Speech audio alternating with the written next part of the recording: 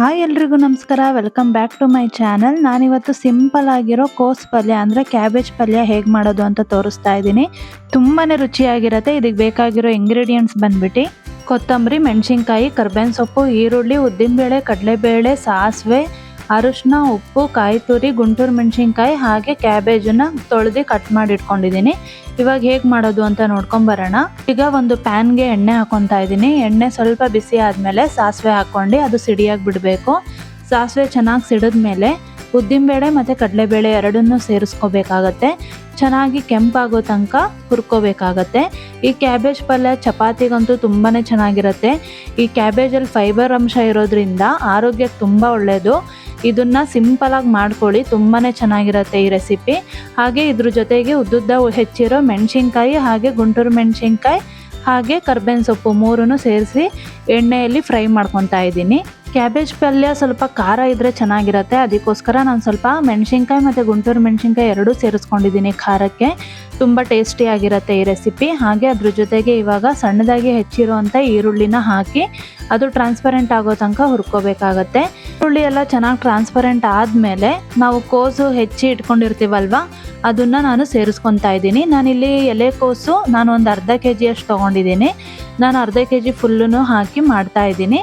ಇವಾಗ ಒಂದು ಮಿಕ್ಸ್ ಮಾಡ್ಕೋಬೇಕಾಗತ್ತೆ. ಮಿಕ್ಸ್ ಮಾಡ್ಕೊಂಡು ಚೆನ್ನಾಗಿ ಒಗ್ಗರಣೆಗೆ ಅದು ಹಿಡಿಯೋ ಥರ ಮಿಕ್ಸ್ ಮಾಡ್ಕೋಬೇಕಾಗತ್ತೆ. ಇದ್ರ ಜೊತೆಗೇನೆ ರುಚಿಗೆ ತಕ್ಕಷ್ಟು ಉಪ್ಪು, ಹಾಗೆ ಒಂದು 1/4 ಟೀ ಸ್ಪೂನ್ ಆಗೋಷ್ಟು ಅರಿಶಿನ ಪುಡಿ ಹಾಕಿ ಚೆನ್ನಾಗಿ ಒಗ್ಗರಣೆ ಎಲ್ಲ ಮಿಕ್ಸ್ ಮಾಡ್ಕೊಂಡು ಬೇಯಕ್ಕೆ ಇಟ್ಬಿಡಬೇಕು. ಈ ಕ್ಯಾಬೇಜ್ ಪಲ್ಯ ತುಂಬಾ ಸಿಂಪಲ್ ಆಗಿರುತ್ತೆ, ಹಾಗೆ ಅಷ್ಟೇ ಟೇಸ್ಟಿಯಾಗಿರುತ್ತೆ. ನೀವು ಒಂದ್ಸಲಿ ಟ್ರೈ ಮಾಡಿ, ತುಂಬ ಚೆನ್ನಾಗಿ ಬರುತ್ತೆ ಈ ರೆಸಿಪಿ.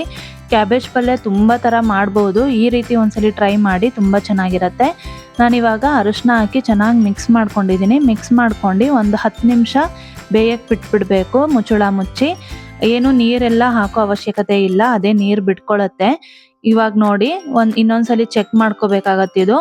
ಈಗ ಇನ್ನೂ ಬೇಯಬೇಕಿದ್ದು, ಅದಕ್ಕೋಸ್ಕರ ಮತ್ತೆ ನಾನು ಮುಚ್ಚಳ ಮುಚ್ಚಿ ಬೇಯಿಸಿದ್ದೀನಿ. ಇವಾಗ ಫೈನಲ್ ಆಗಿ ರೆಡಿ ಆಗಿದೆ. ಕ್ಯಾಬೇಜ್ ಪಲ್ಯ ರೆಡಿ ಆಗಿದೆ. ಇದ್ರ ಮೇಲೆ ನಾನು ಕಾಯಿ ತುರಿನ ಸೇರಿಸ್ತಾ ಇದ್ದೀನಿ. ಹಾಗೆ ಅದ್ರ ಜೊತೆಗೆ ಕೊತ್ತಂಬರಿ ಸೊಪ್ಪು ಕೂಡ ಹಾಕ್ಕೊಂಡ್ರೆ ಕ್ಯಾಬೇಜ್ ಪಲ್ಯ ತುಂಬ ಸಿಂಪಲ್ ಆಗಿ ರೆಡಿ ಆಗಿಬಿಡತ್ತೆ.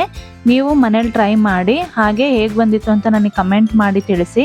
ಇನ್ನೂ ನಮ್ಮ ಚಾನಲ್ ಸಬ್ಸ್ಕ್ರೈಬ್ ಮಾಡಿಲ್ಲ ಅಂದರೆ ಸಬ್ಸ್ಕ್ರೈಬ್ ಮಾಡ್ಕೊಳ್ಳಿ. ಕಾಯಿ ತುರಿ ಇದಕ್ಕೆ ಜಾಸ್ತಿ ಬೇಕಂದರೆ ಜಾಸ್ತಿನೂ ಆ್ಯಡ್ ಮಾಡ್ಕೋಬೋದು. ನಾನು ಸ್ವಲ್ಪ ಆ್ಯಡ್ ಮಾಡಿದ್ದೀನಿ ಅಷ್ಟೇ. ನೀವು ಈಗ ಜಾಸ್ತಿ ಬೇಕಂದರೆ ನೀವು ಜಾಸ್ತಿ ಆ್ಯಡ್ ಮಾಡ್ಕೊಳ್ಳಿ. ಇದು ತುಂಬಾ ಸಿಂಪಲ್ ಆಗಿರೋ ರೆಸಿಪಿ. ನೀವು ಟ್ರೈ ಮಾಡಿ, ತುಂಬ ಕ್ವಿಕ್ಕಾಗಿ ಮಾಡ್ಬೋದು. ಮನೆಯಲ್ಲಿರೋ ಐಟಮಲ್ಲೇ ಮಾಡಿ ಮುಗಿಸ್ಬೋದು. ತುಂಬಾ ಕ್ವಿಕ್ಕಾಗಿ ಆಗುತ್ತೆ. ನೀವು ಟ್ರೈ ಮಾಡಿ. ಹೀಗೆ ಈಸಿ ಆ್ಯಂಡ್ ಟೇಸ್ಟಿ ರೆಸಿಪಿಗೋಸ್ಕರ ನಮ್ಮ ಪೇಜ್ನ ಫಾಲೋ ಮಾಡಿ. ಮತ್ತೆ ನಾನು ನಿಮಗೆ ಮುಂದಿನ ವಿಡಿಯೋದೊಂದಿಗೆ ಸಿಗ್ತೀನಿ. ಅಲ್ಲಿವರೆಗೂ ಎಲ್ರಿಗೂ ಧನ್ಯವಾದಗಳು.